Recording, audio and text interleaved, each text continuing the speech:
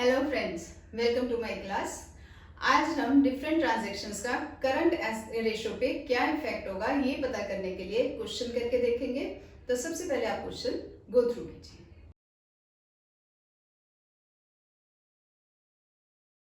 हमारा क्वेश्चन कहता है कि करंट रेशियो है हमारी 3:1। ठीक है, और डिफरेंट ट्रांजैक्शंस में पहली ट्रांजैक्शन दे रखी है declaration of final dividend.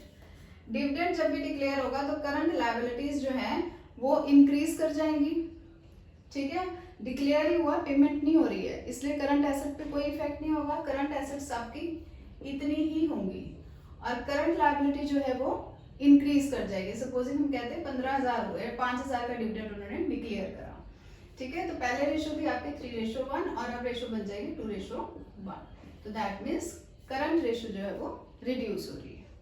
Next कहते हैं issue of bonus share out of profits. ठीक है, बोनस शेयर्स हैं, प्रॉफिट्स में से जा रहे हैं ना। Profits current asset current liability को रिलेट करता है और ना ही बोनस शेयर्स। तो that means there will be no change. ठीक है, थर्ड में कहते हैं bill receivable endorsed in favour of creditor. Bill receivable था, अब हमने उसको क्रेडिटर को दे दिया हुआ है। ठीक है, तो दैट मीन्स क्या हुआ, बिल रिसीवेबल हमारा यहां से ट्रांसफर हो गया, क्रेडिटर के पास चला गया। ठीक है, तो क्रेडिटर्स भी रिड्यूस हो गए और बिल रिसीवेबल रिड्यूस हो गया, क्योंकि हम क्रेडिटर्स को बिल रिसीवेबल दे रहे हैं। तो बिल रिसीवेबल जो है उतने अमाउंट से क्रेडिटर्स जो है वो कम हो जाएंगे। दोनों ही चीजें कम हो रही है with the same amount. Supposing मैं कहती हूँ 5,000 से होती है, तो एक आ जाएगा 25,000 और एक आ जाएगा 5,000। तो 5:1 दैट मीन्स रेशो जो है वो इंक्रीज कर जाएगी, क्योंकि दोनों ही चीजें रिड्यूस कर रही हैं with the same amount. Fourth हम लेते हैं एंडोर्स्ड बिल डिसऑनर्ड। अब ये एंडोर्स किया था जो क्रेडिटर के फेवर में, वो कहते हैं बिल डिसऑनर हो गया। जो हमने बिल एंडोर्स किया था वो डिसऑनर हो गया। तो दैट मीन्स क्या हुआ, हमारे जो डेटर्स हैं वो भी इंक्रीज कर गए। ठीक है, और हमारी लायबिलिटी करंट लायबिलिटी भी इंक्रीज कर दी होगी। क्लियर है, तो दोनों चीजें इंक्रीज करी हुई दिखा दो। 35,000 या 35,000 अपॉन 15,000। ठीक है, तो हमारी रेशो कितनी बनेगी, 2 पॉइंट समथिंग रेशो 1 बनेगी। दैट मीन्स हमारी रेशो जो है वो रिड्यूस हो जाएगी, क्योंकि करंट एसेट्स और करंट लायबिलिटीज दोनों ही सेम अमाउंट से इंक्रीज कर रही हैं। ठीक है, अब जो एंडोर्स किया हुआ था बिल वो डिसऑनर हो गया। दैट मीन्स हमारे यहाँ पे डेटर्स इंक्रीज कर गए होंगे और यहाँ पे करंट लायबिलिटीज भी सेम अमाउंट से इंक्रीज करेगी। देन फिफ्थ पॉइंट है हमारा bill receivable dishonoured at maturity. एक हमारा बिल रिसीवेबल था वो डिसऑनर हो गया। ठीक है, डिसऑनर हो गया, दैट मीन्स क्या होगा, अब हमारे बिल रिसीवेबल की जगह हमारे डेटर्स जो हैं वो इंक्रीज कर जाएंगे उतने ही अमाउंट से। ठीक है, तो बिल रिसीवेबल खत्म हो जाएगा, रादर डेटर्स जो हैं वो इंक्रीज कर जाएंगे। तो एज सच क्या हुआ, हमारी करंट एसेट सेम रहेगी, करंट लायबिलिटीज पे कोई इफेक्ट नहीं होगा। तो then there will be no change. ठीक है, बिल जो है बिल रिसीवेबल था वो डिसऑनर हो गया। बिल रिसीवेबल जब भी डिसऑनर होगा तो बिल रिसीवेबल की जगह हमारे डेटर्स उतने ही अमाउंट से इंक्रीज कर जाएंगे, क्योंकि जो हम बिल देते हैं वो देते हैं बिल रिसीवेबल इशू करते हैं वो डेटर्स को ही इशू करते हैं। ठीक है, अब क्योंकि वो डिसऑनर हो गया दैट मीन्स डेटर्स उतने ही अमाउंट से इंक्रीज कर जाएंगे। तो एक करंट एसेट कम हुई, उतने ही अमाउंट से दूसरी करंट एसेट इंक्रीज कर गई। करंट एसेट के एज सच कोई फर्क नहीं पड़ा, उतनी अमाउंट से इंक्रीज करी उतनी अमाउंट से डिक्रीज करी। तो all in all current assets इतनी इंक्रीज नहीं करी। करंट लायबिलिटीज पे तो वैसे कोई फर्क नहीं था। As such there will be no change in the current ratio.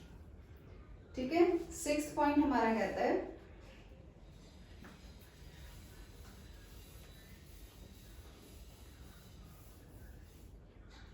Bill payable accepted for 3 months। Bill payable अब हम एक्सेप्ट कर रहे हैं, बिल पेबल एक्सेप्टेड। एक्सेप्ट कहाँ से करेंगे बिल्स पेबल, हम क्रेडिटर्स से ही एक्सेप्ट करेंगे, तो दैट मीन्स हमारे क्रेडिटर्स जो है वो कम हो जाएंगे और वही अमाउंट बिल्स पेबल में इंक्रीज कर जाएगी। तो करंट लायबिलिटीज इंक्रीज भी कर रही है उतने ही अमाउंट से डिक्रीज भी कर रही है। एसेट्स करंट लायबिलिटीज में किसी तरीके का कोई चेंज नहीं आ रहा।